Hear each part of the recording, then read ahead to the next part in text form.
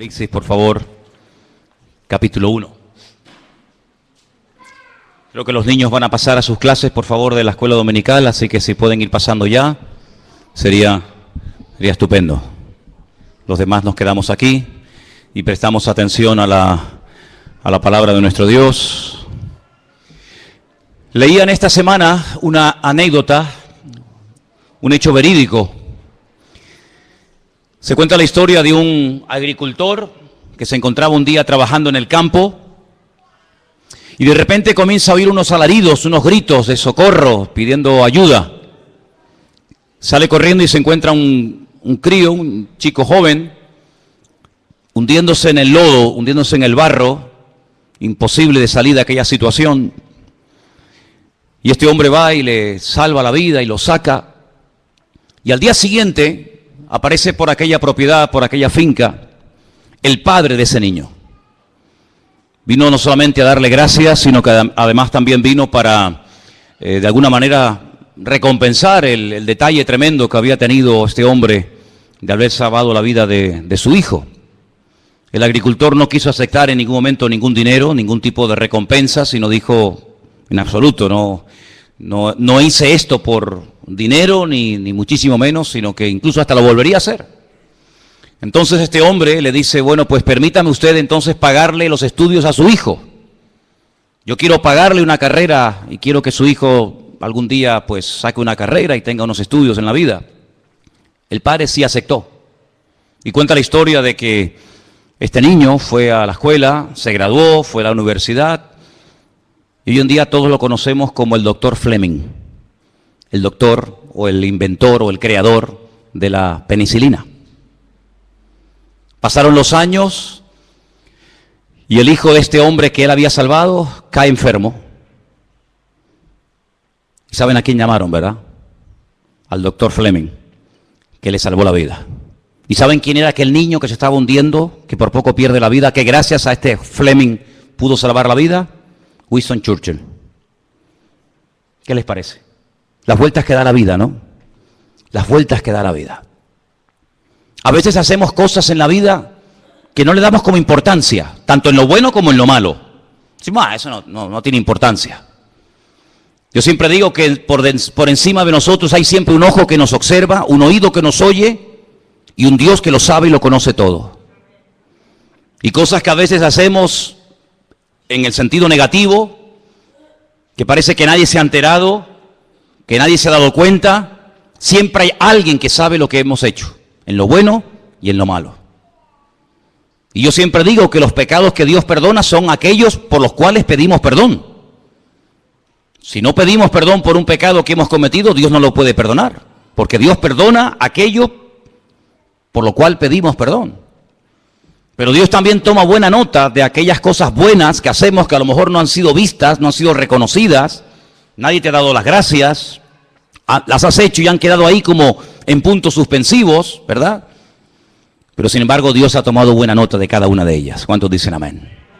Si uno analiza objetivamente la vida del Señor Jesucristo, uno dice, Señor, tanto sacrificio, tantos milagros, tantas curaciones, ¿para qué? ¿Cómo te pagaron?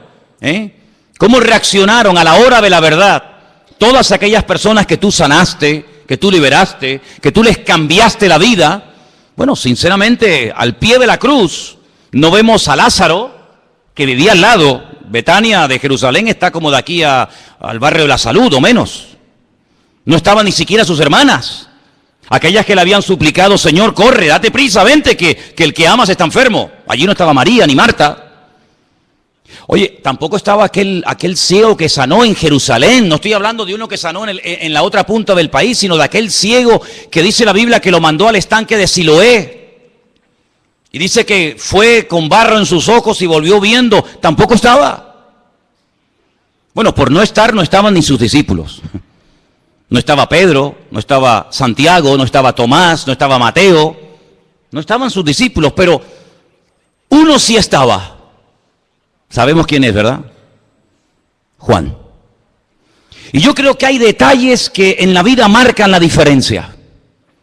Lo que este agricultor hizo por aquel chico, que lo hizo desinteresadamente, sin esperar recibir recompensa alguna. Fíjate la repercusión que tuvo en la historia y fíjate a quién salvó y a lo que llegó ese muchacho en la Segunda Guerra Mundial.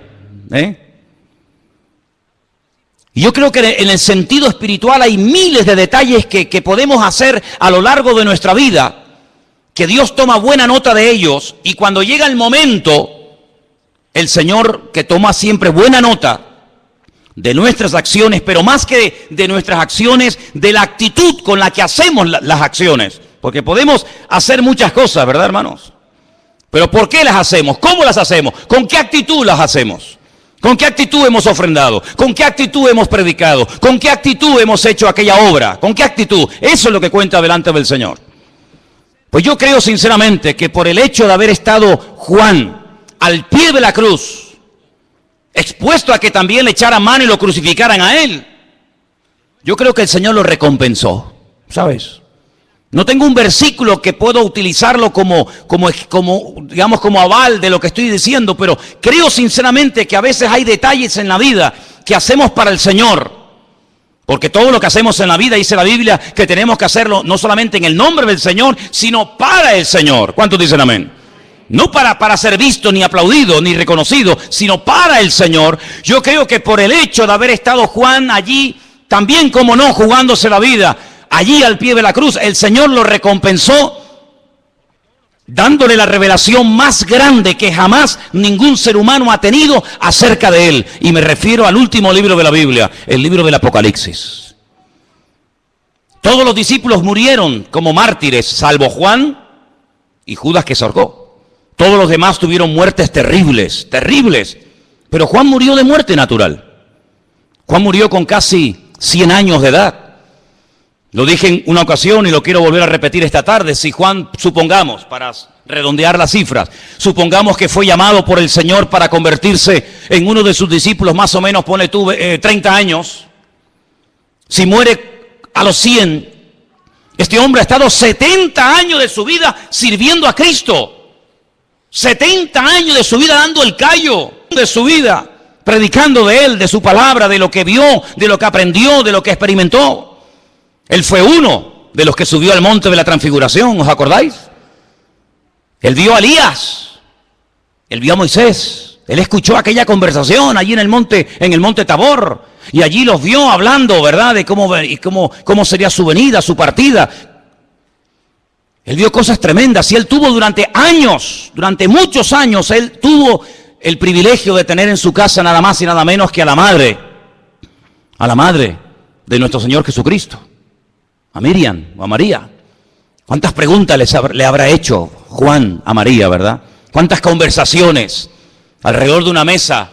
Oye, ¿y cómo era él de niño? ¿Y cómo hablaba? ¿Y cómo se comportaba? ¿Y qué te dijo verdaderamente Gabriel? ¿Cuántas conversaciones en tantos años habrá mantenido Juan con María y María con él, verdad? Pero Juan llegó a ser el hombre que vivió más cerca del corazón de Cristo. Así como David fue el hombre que vivió más cerca del corazón de Dios en lo que llamamos el Antiguo Testamento, en el Nuevo Testamento fue la persona que más profunda e íntimamente llegó a conocer al Señor. Yo también lo he dicho, esto que voy a decir ahora en otras ocasiones, pero siempre me ha llamado tremendamente la atención que la última vez que el Señor cena con sus discípulos, Él dice algo, vamos a decir, una especie de profecía, que se cumpliría al pie de la letra. Y es cuando Él dice, hay uno sentado alrededor de esta mesa conmigo que me va a entregar, que me va a traicionar. Todos los que estaban alrededor de esa mesa, salvo Juan, le hicieron al Señor la misma pregunta. Señor, ¿te refieres a mí? ¿Estás hablando de mí? Eso se lo preguntó Pedro, se lo preguntó Santiago, se lo preguntó Tomás, salvo Juan. Juan no le dijo, ¿seré yo, Señor? Sino Juan hace otra pregunta. Juan le dice, ¿quién es, Señor? ¿Quién es el que te va a traicionar? Porque yo no soy el que te voy a traicionar. Tenía una seguridad, una confianza, las ideas tan claras en aquel momento, que aunque él sabía que el Señor acababa de profetizar que alguien le iba a traicionar, que alguien le iba a vender, él sabía que él no tendría muchos defectos. De hecho, en cierta ocasión, el Señor lo apellidó a él y a su hermano, porque eran hermanos, Santiago y él, les dijo, hijos del trueno, bonarjes. Ese carácter fuerte, impetuoso que tenían en un principio, ¿verdad? Que el Señor lo fue moldeando y tratando hasta llegar a ser lo que llegó a ser. Pero él, a pesar de los muchos defectos que como cualquier ser humano podía haber llegado a tener en su vida, él sabía que él nunca iba a vender al Señor. Él nunca iba a traicionar al Señor. Por lo tanto, él le dice, Señor, ¿quién es? Y él fue el único que recibió por revelación directa del Señor quién era el traidor. Y le dijo, fíjate bien lo que voy a hacer. Al que yo le dé pan mojado en vino, ese es. Jesús moja pan en vino y le dice a Judas, Judas, toma. Lo que tengas que hacer, hijo, hazlo pronto. No lo retiene, no le dice, no, espérate un momentito, vamos a... Sino dice, date prisa, vamos a cumplir ya las profecías, date prisa. Así que Juan sabía perfectamente que el traidor no era ni Pedro, ni Santiago, ni él, sino que era Judas Iscariote. Y él fue allí al monte de la calavera y allí estuvo hasta el último momento y él dio testimonio de que Jesús en la cruz no se desmayó, no sufrió un desvanecimiento, sino que él murió. Dice, y mi testimonio es verdadero. Yo vi cuando le traspasaron el costado que salía agua y sangre. Y yo estaba allí al pie de la cruz. Él llegó a conocer al Señor de una forma tremenda. Sabemos que él fue una persona que el Señor lo utilizó a la hora también de escribir y de divulgar el Evangelio. El Evangelio según San Juan, ¿quién no lo ha leído? ¿Hay alguien aquí que no ha leído todavía el Evangelio según San Juan? Pues no sabes lo que te estás perdiendo. Un Evangelio precioso, ¿sí o no? Un Evangelio maravilloso. Empieza más o menos igual que el Génesis. Bereshit hayá, en el principio era la palabra y la palabra era Dios. Y fíjate que su evangelio es un evangelio tan diferente a los demás, que cuando estudiamos los evangelios, al de Juan siempre se estudia aparte, porque las características que contiene el evangelio de Juan son totalmente diferentes a las que tiene Mateo, Marcos y Lucas. Él escoge 7 milagros, como también nos ha enseñado en otra ocasión. Él escoge a propósito 7 milagros que no los llama milagros, sino los llama señales. Y a través de esos 7 milagros o señales, él intenta presentar a Cristo de una forma variada, lo más completa posible, para que la gente se haga más o menos una idea de a quién adoramos, a quién servimos y quién era realmente el Señor. Y yo les enseñé una vez un número que yo no sé si ustedes lo recuerdan. 2, 4, 5, 6, 6, 9, 11. ¿Sois capaces de aprender ese número? Facilito, ¿no? 2, 4, 5, 6, 6, 9, 11. A ver. Ya está. El teléfono de Juan. En esos 7 capítulos, el 2, el 4, el 5, el 6, hay 2 en el 6, 6, 9, 11, encuentras esos 7 señales o milagros que él escoge a propósito para presentar a Cristo como si estuviéramos en esta tarde grabando el culto con 7 cámaras diferentes. Una en la izquierda, otra a la derecha, una atrás, una adelante, una arriba, una en diagonal. Cuando terminara la reunión, cuando terminara el culto, si pudiéramos ver en una pantalla todo lo que esas 7 cámaras grabaron, todas grabaron la verdad, todas grabaron el culto, pero desde diferente ángulo. Con una veríamos a unas personas, con otra veríamos a otros hermanos, con otra veríamos una perspectiva diferente a la otra, pero todas grabaron la verdad. Eso es lo que hace Juan. Él comienza su evangelio diciendo que el primer milagro de Cristo, y curiosamente el único que dice cuál fue el primer milagro de Cristo es Juan. Dice que convirtió agua en vino, pero no en un vino cualquiera, sino en un vino de calidad. Luego Él es el Señor de la calidad. ¿Cuántos dicen amén? No hace las cosas de cualquier manera, sino las hace las cosas con categoría, con excelencia. Convirtió el agua en buen vino. Es un milagro profético. Hay muchos tipos de milagros en la Biblia. Este es un milagro profético, porque la Biblia dice que es lo que será, lo mismo que fue. Llegará un momento en el que a la iglesia le faltará el vino. Llegará un momento en el que al pueblo de Dios le falte, ¿verdad?, ese gozo, esa alegría, ese júbilo, esa renovación, y el Señor viene casi en el último momento a renovar lo que el diablo ha querido deteriorar y romper, pero Él viene a restaurar todo, y hasta que no restaure todo, Él no viene. ¿Cuántos dicen amén? Y vemos cómo el Señor sana a distancia. No hace falta que el enfermo esté aquí, cerquita, que se deje tocar, que se deje ministrar. No hace falta, no hace falta. Señor, tengo un criado que está enfermo. Bueno, vamos, no hace falta. Di la palabra. Pues venga, va, tu criado está sano.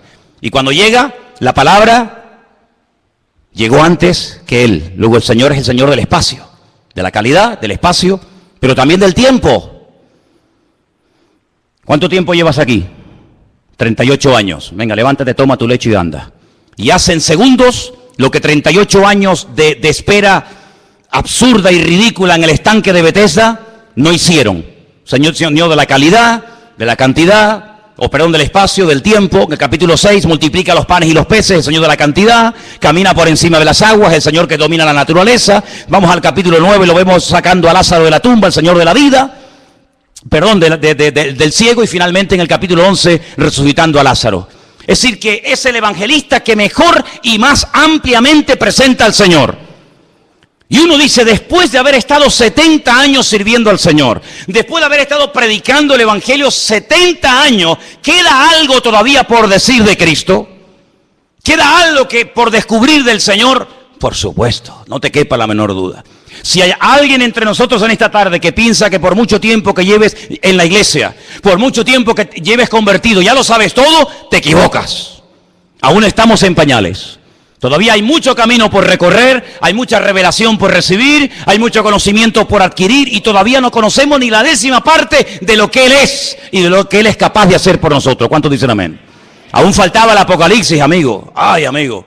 Si te quedas sorprendido con los 7 señales o milagros de San Juan, cuando te vas al Apocalipsis, ahí te pierdes, allí dice, Dios mío, qué grande tú eres.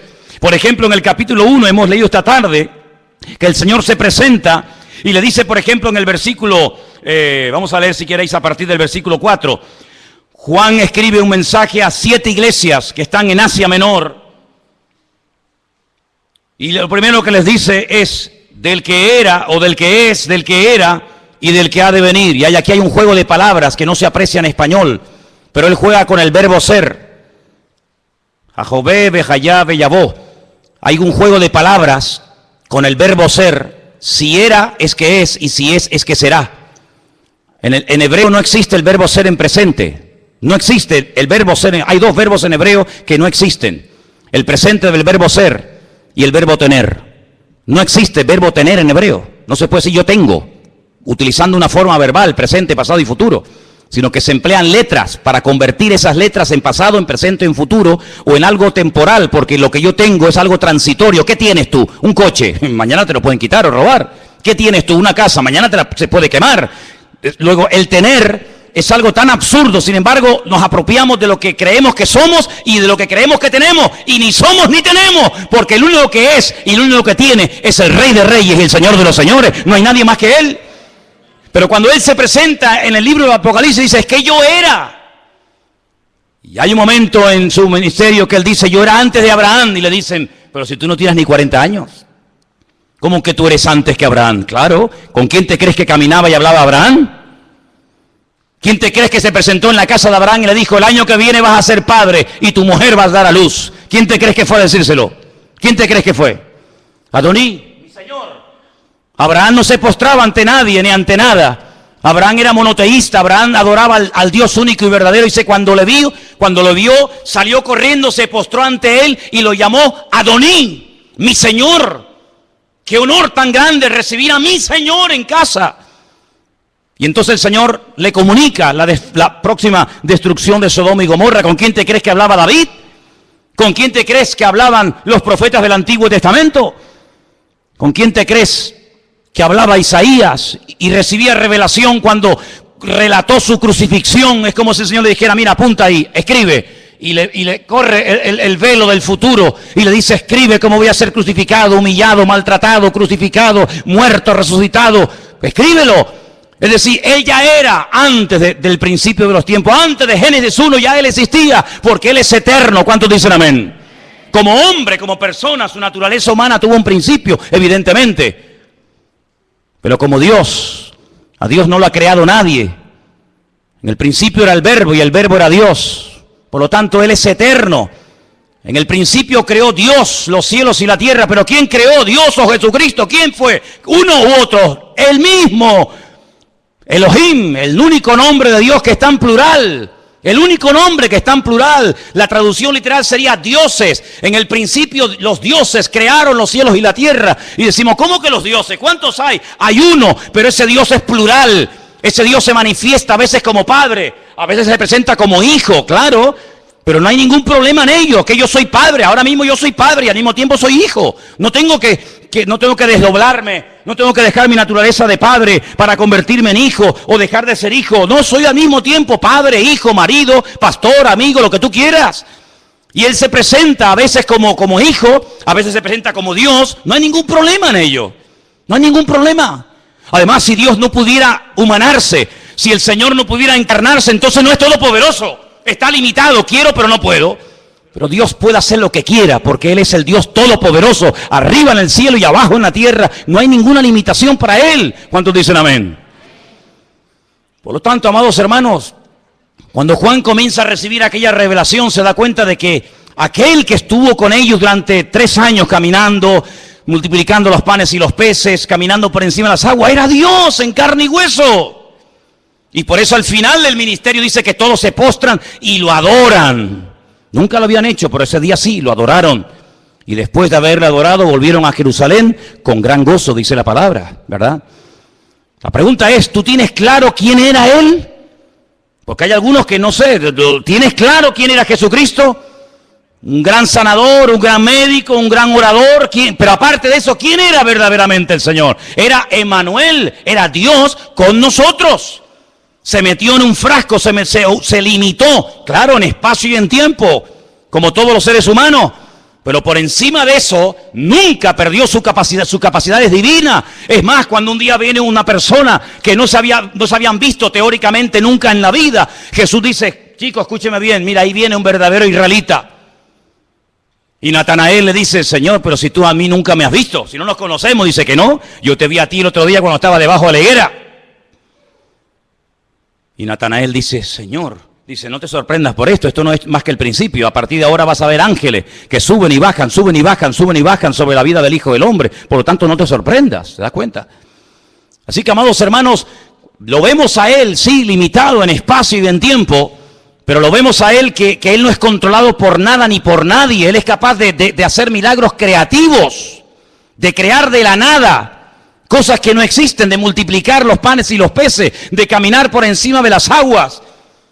Él es capaz de resucitar muertos que hace más de 72 horas que están ya muertos y pudriéndose en un cementerio. No hay problema en ello.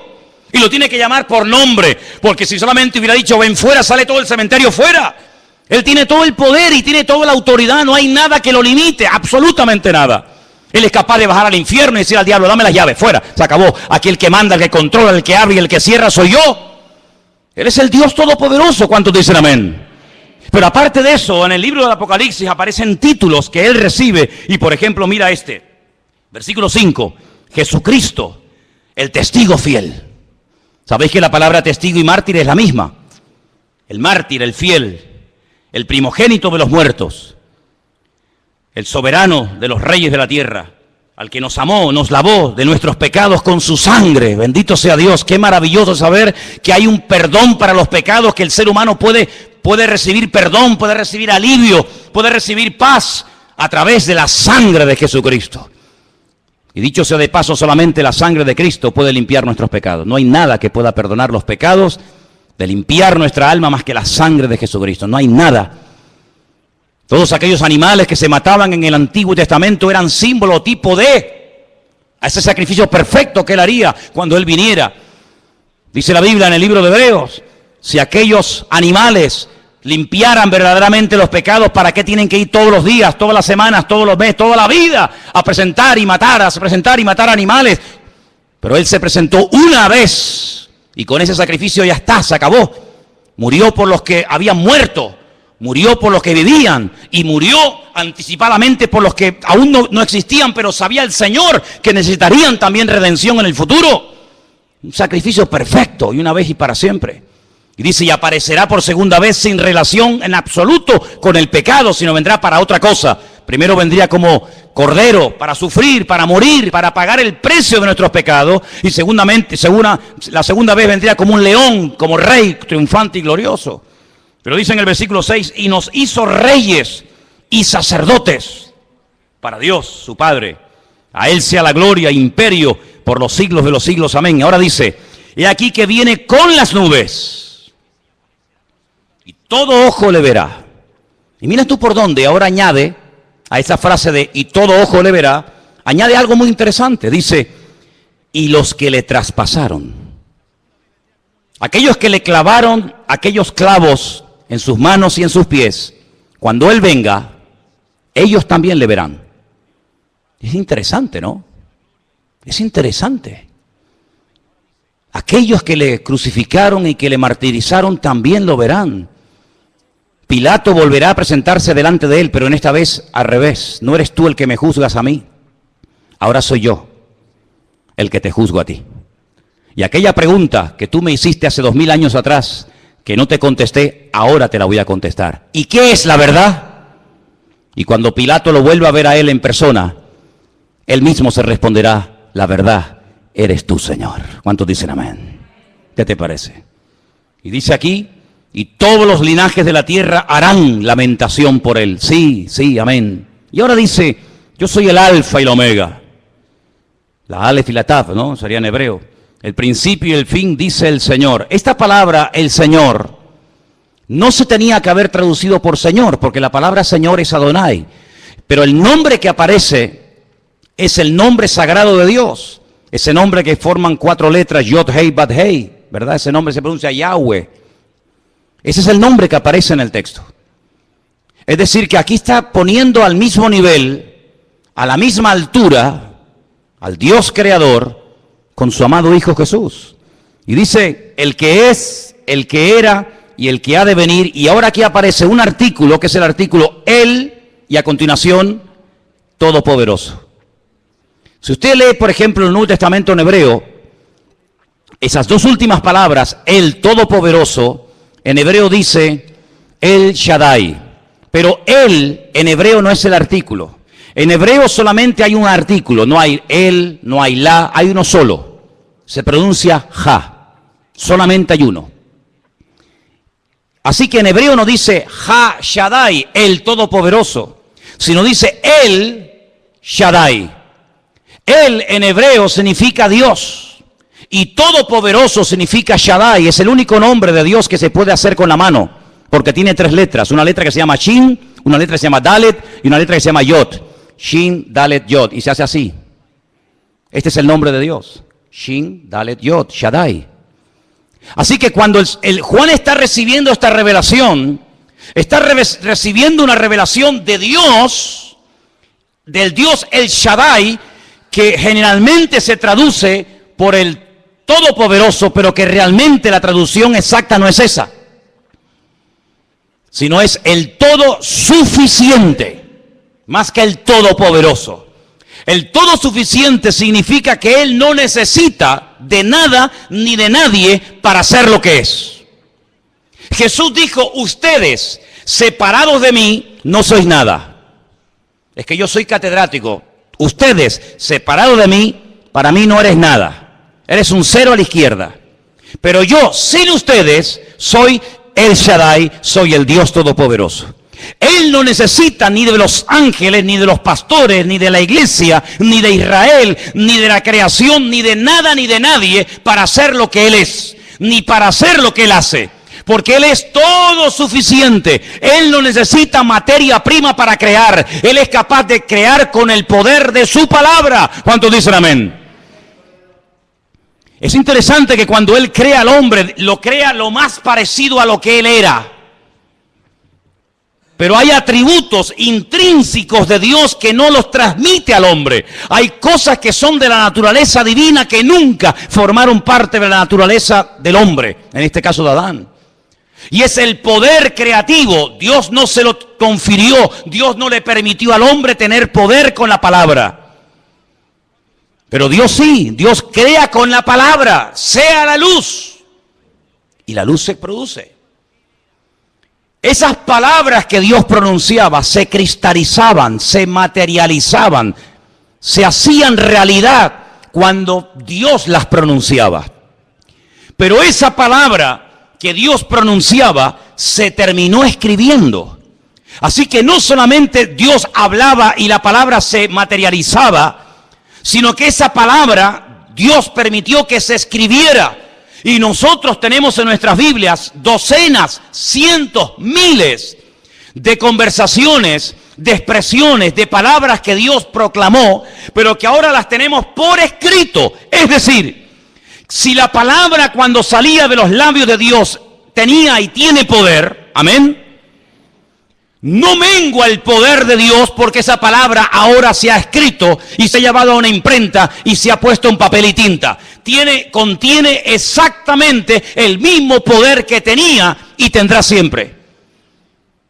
Lo cual quiere decir que si en un momento de necesidad, de enfermedad, de problemas, de crisis, de angustia, de lo que sea, nosotros como pueblo de Dios nos encontramos en una situación difícil, crítica, podemos echar mano a un poder que es el poder más grande que existe sobre la faz de la tierra, y es el poder de la palabra de nuestro Dios. Jesús nos da un ejemplo cuando Él se va al desierto voluntariamente y está allí 40 días permitiéndole al diablo tentarlo. Cuando Satanás venía con sus tentaciones y con sus propuestas y con sus ofertas, porque eso es una tentación, es una oferta. Yo te ofrezco algo mejor que lo que te ofrece tu Dios.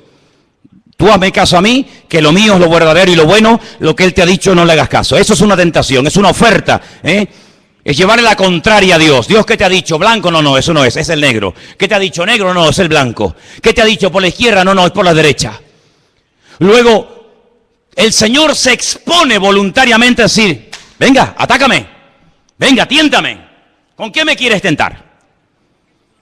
Fíjate, la primera tentación que le lanza, sabiendo de quién se trata, jamás el diablo nos tentaría a nosotros con ese tipo de tentación, porque él sabe que para mí no es una tentación poder convertir piedras en pan. ¿O usted tiene poder para convertir piedras en pan? Si tuviéramos poder para convertir piedras en pan, el horno del pan se va al garete. ¿Para qué voy a la panadería a comprar pan? Si yo digo, a ver, tráeme un par de piedras, a ver, oramos, panes. ¿Qué quieren? ¿De barra? ¿Baguette? ¿Cómo la quieren? ¿Redondita? Para nosotros no es una tentación, pero para él sí lo era.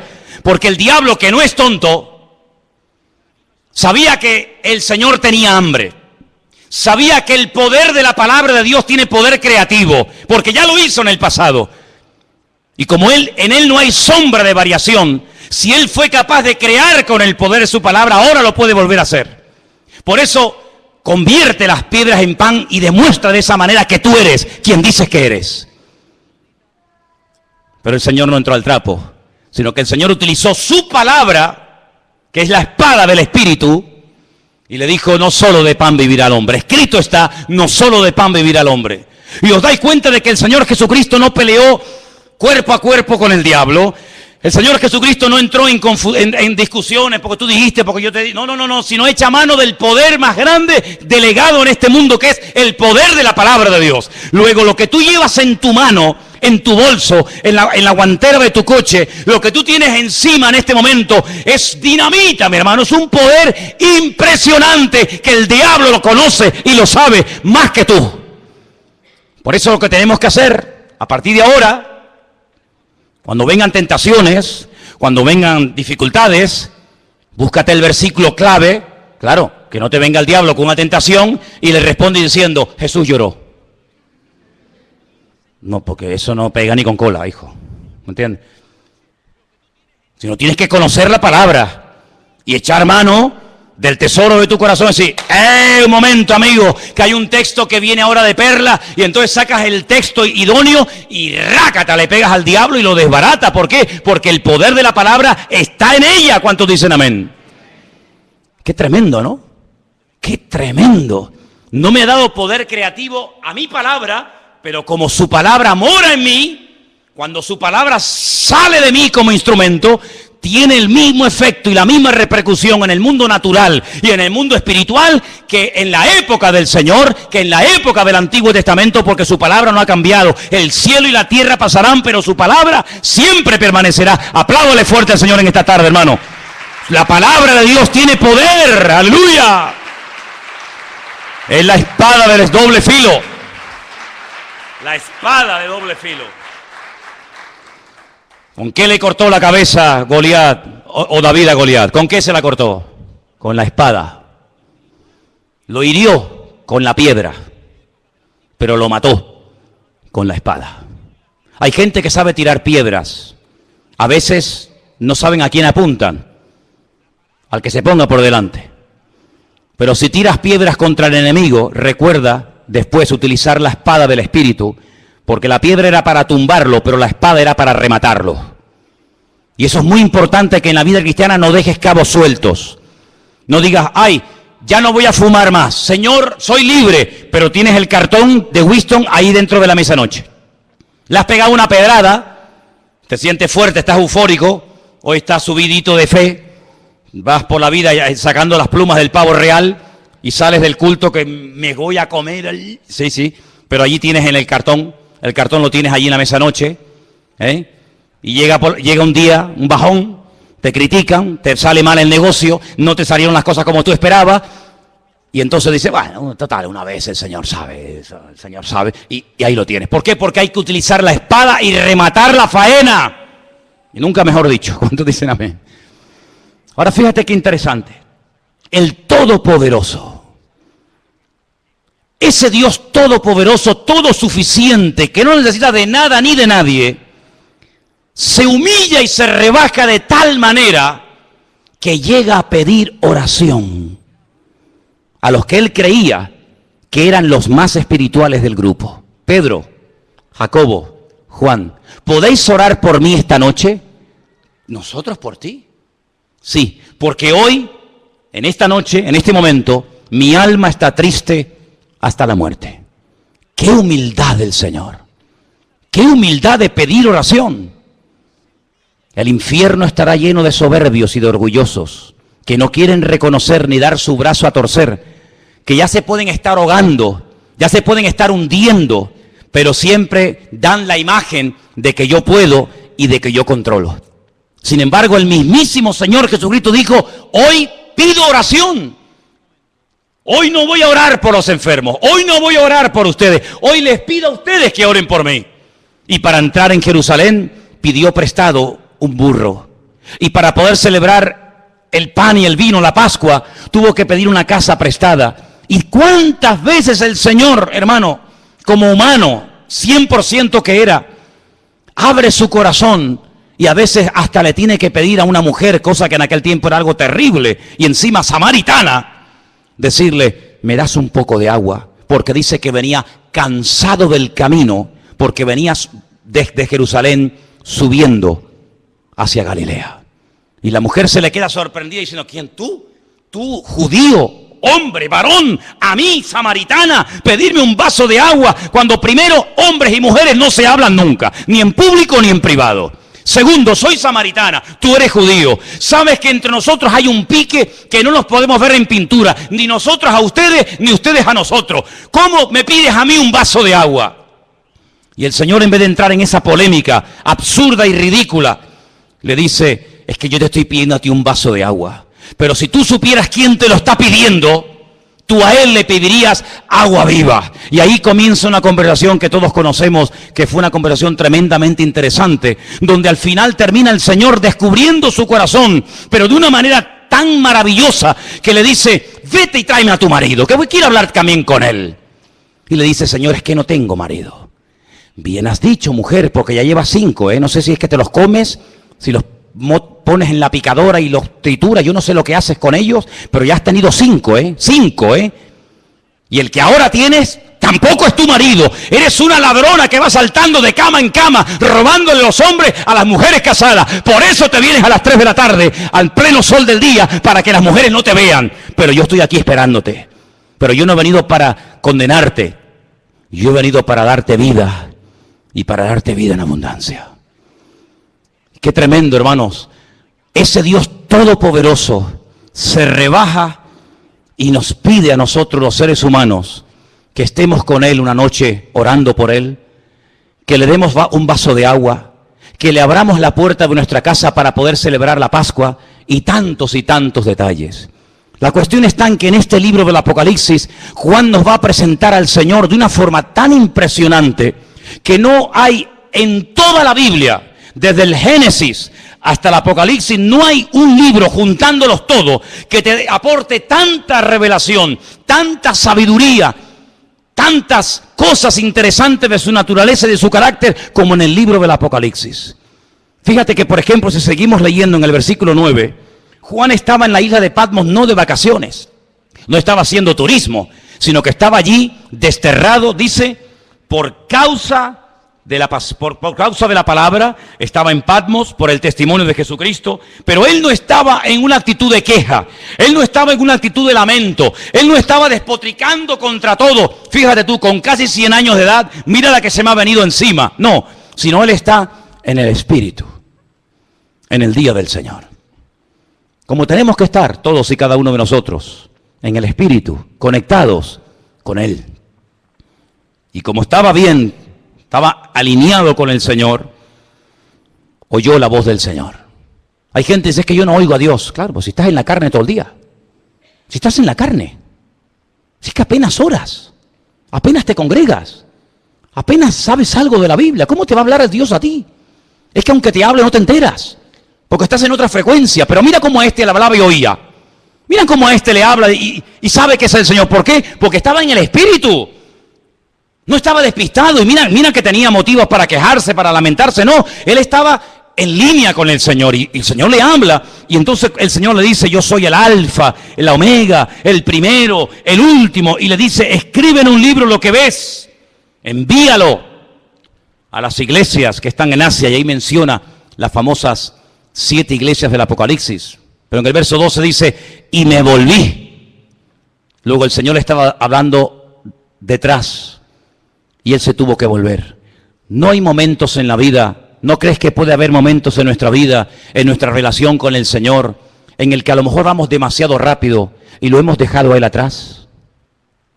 Porque vas a ver más adelante, si lees en el capítulo 3, que hay una iglesia que empezó el culto. Empezó el culto como nosotros esta tarde, cantando, alabando a Dios, un mensaje, una predicación, tal vez un testimonio, yo qué sé. Y dice la Biblia que el Señor se presenta a esa iglesia y está llamando a la puerta y dice, oye, que si alguno oye mi voz y abre la puerta, entraré a él, cenaré con él y él conmigo. Y si habían dejado al Señor fuera y había comenzado la reunión y la iglesia no se había dado cuenta de que el Señor estaba fuera, mi pregunta es, ¿a quién le estaban cantando entonces? Luego existe la posibilidad de estar cantándole al aire. Existe la posibilidad de haber perdido la gloria, la presencia del Señor por el camino y no haberse ni dado cuenta. Porque no es del primero ni el último caso de personas que incluso iban a la guerra creyendo que Dios iba con ellos y ya yo hacía mucho tiempo que no estaba con ellos.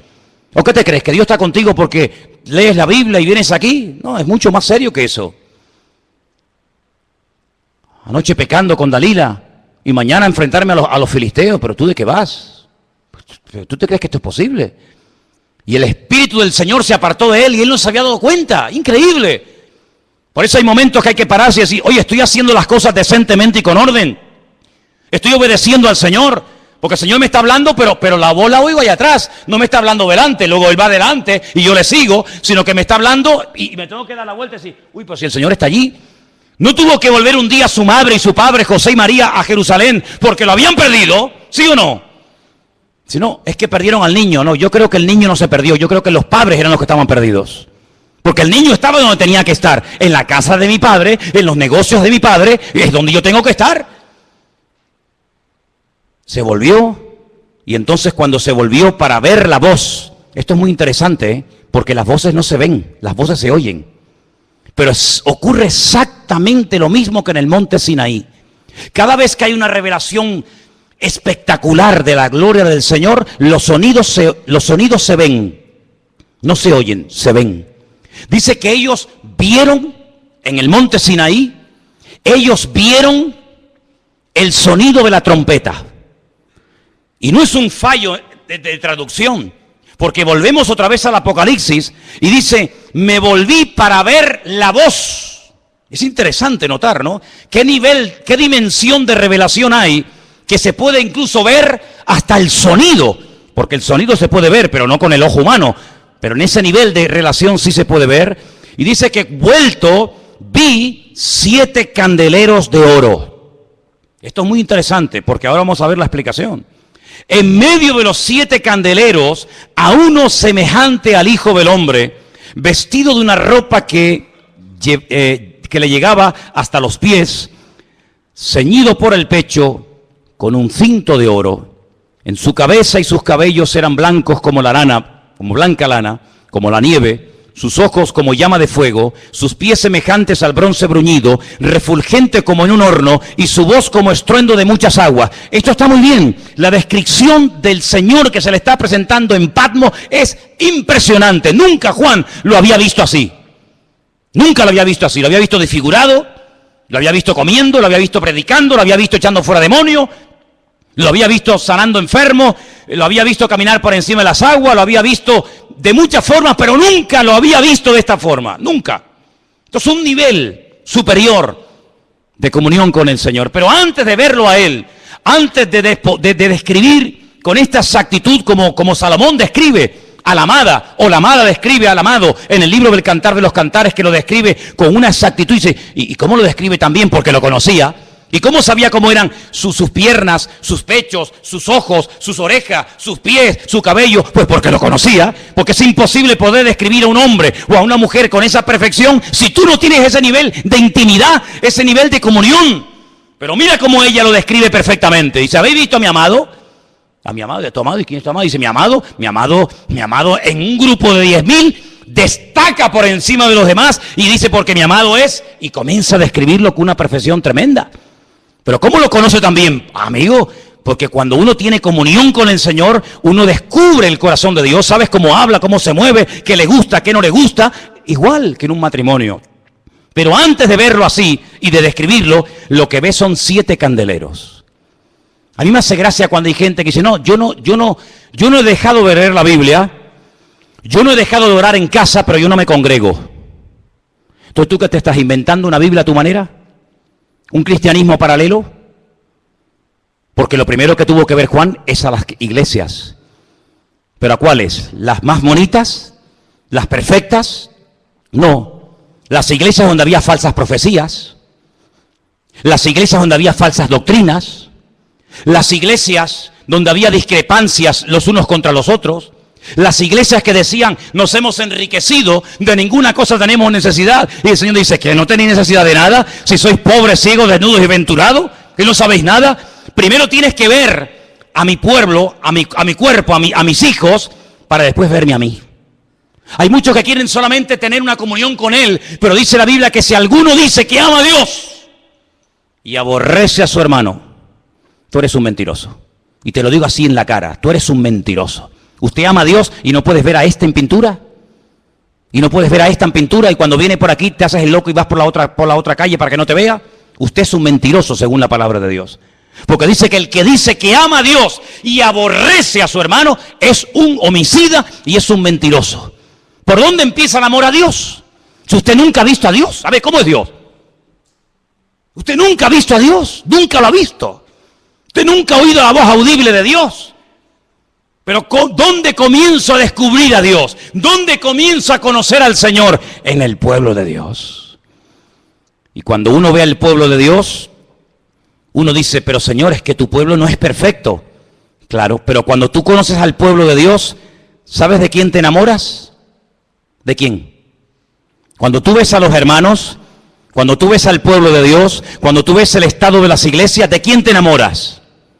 Algunos dicen de los hermanos, ¿sí? No me digas, qué espiritual. Cuando yo veo a los hermanos y veo las iglesias y veo las congregaciones, yo me enamoro de Dios. Porque yo digo, qué grande eres tú, Señor. Que con lo malo que somos, con lo envidiosos y orgullosos y esto que somos, qué grande eres tú, Señor, para amar a este pueblo en el cual yo me siento parte, porque es imposible que si no es por un amor sobrenatural, es imposible que Dios nos ame, porque el que nosotros le amemos a Él es lógico y normal, lo decía anoche. ¿Quién no se va a enamorar de un Dios que cuando estás enfermo te sana? ¿Quién no se va a enamorar de un Dios que cuando caes te levantas? ¿Quién no se va a enamorar de un Dios que cuando te sientes solo te hace compañía? Es normal, pero ¿quién se va a enamorar de un pueblo como nosotros? Solamente Él. ¿Por qué? Porque Dios es amor. Dale ese fuerte aplauso al Señor en esta tarde, aleluya. Por eso cuando te veo a ti, me enamoro de Dios, aleluya. Bendito sea Dios. Bendito sea Dios. Y dice aquí, cuando le vi, versículo 17, caí como muerto a sus pies. Caí como muerto a sus pies. Aquel que fue capaz de recostarse sobre el pecho del Señor, nivel de comunión y de intimidad alucinante, ahora le ve y no puede resistir la gloria, la presencia del Señor, y dice que cae como muerto a sus pies. Pero el Señor pone su diestra sobre mí y me dice, no temas, yo soy el primero y el último, el que vivo y estuve muerto, mas he aquí que vivo por los siglos de los siglos. Amén. Tengo las llaves, aleluya. Tengo las llaves de la muerte y del Hades. Escribe las cosas que has visto, las que son y las que han de ser después de estas. Y ahora le explica lo que vio al principio de la visión. El misterio o la explicación de las 7 estrellas que has visto en mi diestra y de los 7 candeleros de oro es el siguiente. Toma nota. Las 7 iglesias son los ángeles de las 7 iglesias y los 7 candeleros que has visto son las 7 iglesias a las cuales él les escribe el libro Apocalipsis, Éfeso, Mirna, Tiatira, Pérgamo, la Odisea, etcétera, etcétera. Por lo tanto, amados hermanos, estamos viviendo en unos tiempos en los que no podemos separar lo que es el pueblo del Señor del pueblo. No podemos crearnos un evangelio y una Biblia diferente a la que tenemos. La vida cristiana no se ha diseñado por el Señor para vivirla independientemente los unos de los otros, sino el Señor nos ha diseñado como nos diseñó el cuerpo humano, en una interdependencia los miembros los unos de los otros tremendo, de tal manera que todos los miembros de nuestro cuerpo se necesitan los unos a los otros, y hay de un miembro de nuestro cuerpo que por lo que sea, por enfermedad, por deterioro, por lo que sea, se enferma, se estropea, se enferma, tenemos un problema tremendo, porque no hay ningún miembro de nuestro cuerpo que haya sido creado para sustituir a otro. Por eso a veces hay que poner prótesis, por eso a veces hay que poner trozos de vena o corazones, a veces hasta de plástico, y a veces hay que poner piernas y brazos. ¿Por qué? Porque el ser humano no es como un pulpo que pierde un brazo y a los 3 meses tiene otro, o como un lagarto que sale corriendo y deja la cola para que no lo mate y a las pocas semanas tiene otra cola. El ser humano no, lo que pierdes ya no lo puedes recuperar más. La única forma de poder recuperar el gozo perdido, la victoria perdida, la fe perdida, la unción perdida, es buscándolo a Él, porque no te puedes regenerar a ti mismo. Y por eso, amados hermanos, tenemos que depender diariamente del Señor, porque nuestro amor, nuestra fe se agota, nuestra paciencia tiene un límite, nuestro conocimiento llega un momento que digo, Señor, yo ya no puedo meter más en la cabeza, ya no me cabe más. Pero el Señor dice, venid a mí, los que están cargados, los que están agobiados, trabajados, dice que yo, lo primero que voy a hacer es hacerles descansar. Y creo que en estos tiempos tenemos que aprender a descansar ¿en qué? En Dios. Ahora en estas últimas semanas se está oyendo hablar mucho acerca de política. Habéis visto, ¿no? En los bares, en las familias, en las casas, incluso aquí hasta a veces en la iglesia, ¿no? Me escucho a gente hablando de política, y algunos tienen esperanzas de que, bueno, si ahora entra fulano o entra mengano, ¿sabéis una cosa? Yo no tengo esperanza, ni confianza, ni fe en ninguno. En ninguno. Maldito el hombre que confía en el hombre. Y algunos, como si le dieran comisión, ¿no? Algunos hablan como dicen, bueno, pero a ti te dan comisión por lo que estás diciendo.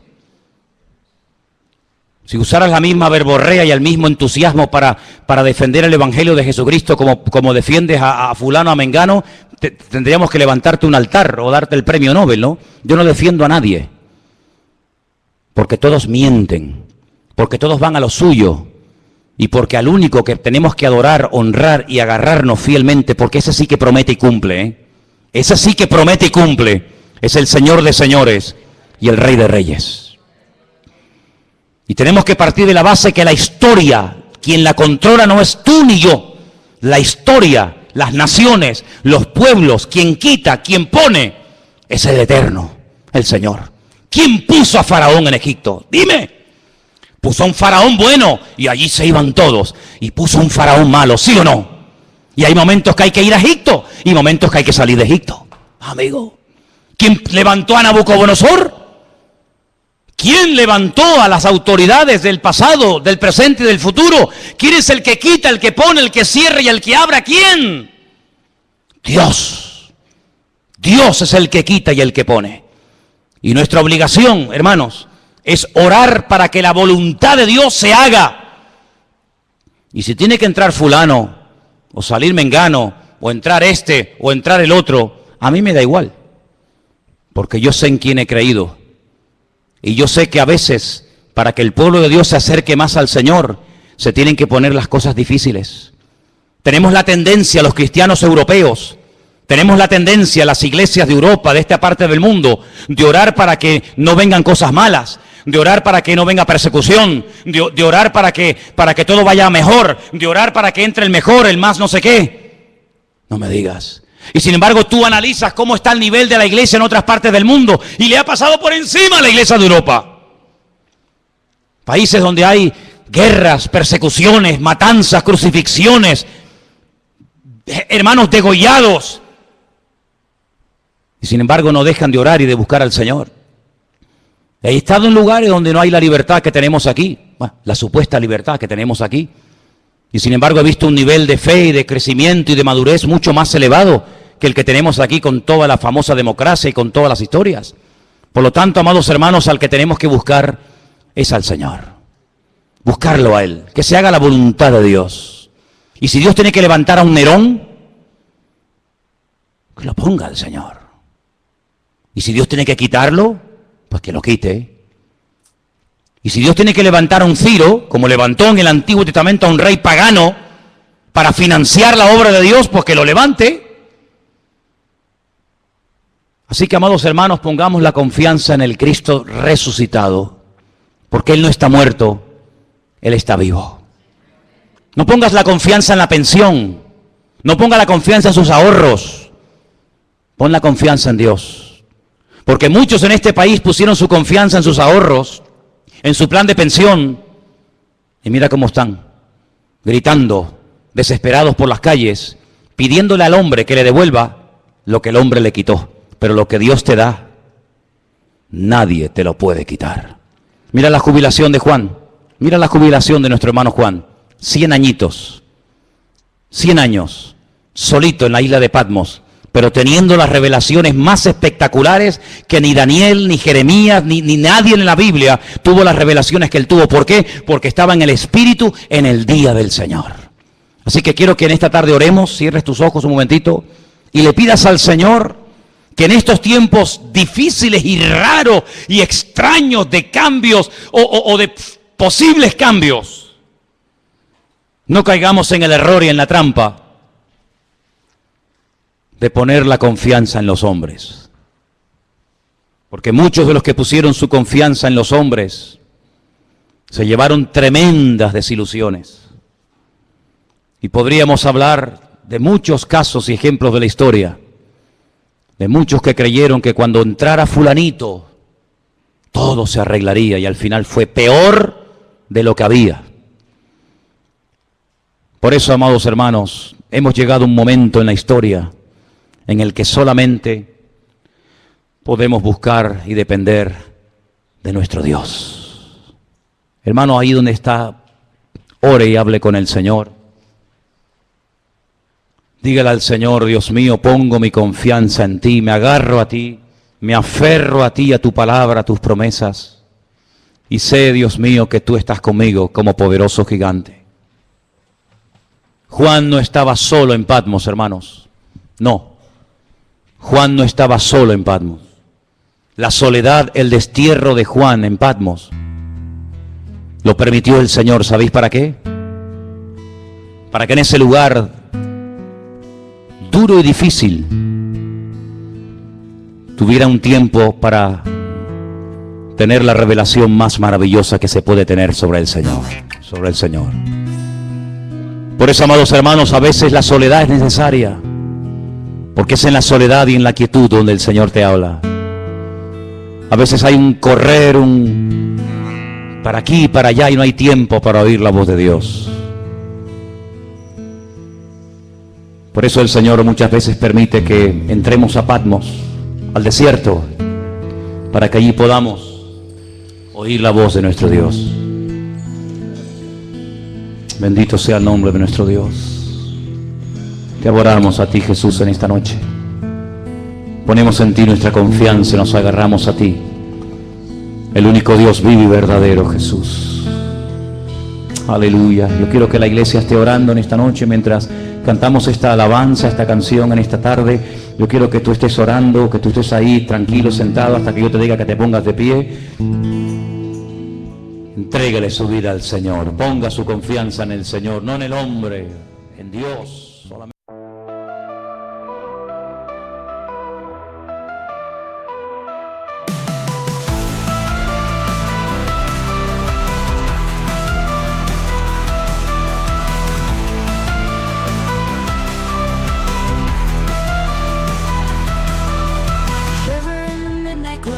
Within the city show, neon lights they burn so slow, shadows dance they never know. In the alleys whispers told, stories of the brave and bold. Through the cracks of broken mold, voices rise, we take a hold. Concrete jungle begs for fight, echoes of the lonely night. Dreamers chase the fading light, lost between what's wrong and right. Beneath the surface lies the truth, buried in the lives of youth. Reality, it bites uncouth, whispers come, they disappear. Haunting echoes call my name, I can feel the